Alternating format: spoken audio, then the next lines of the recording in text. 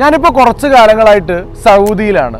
ആടുജീവിതം, വരാനിരിക്കുന്ന world cup ഉൾപ്പെടെ ലോകം മൊത്തം ഉറ്റുനോക്കുന്ന രാജ്യമാണ് സൗദി. പെട്രയെ പോലും വെല്ലുന്ന മദായിൻ സ്വാലിഹ്, റോക്ക് സിറ്റിയായ അല്ലുല അടക്കം ലോക ചരിത്രത്തിന്റെ കളിത്തൊട്ടിലായ സൗദി അറേബ്യ മൊത്തമായിട്ട് നമ്മുടെ കൂടെ കാണാനുള്ള ഒരു അവസരം ഒരുക്കുകയാണ്.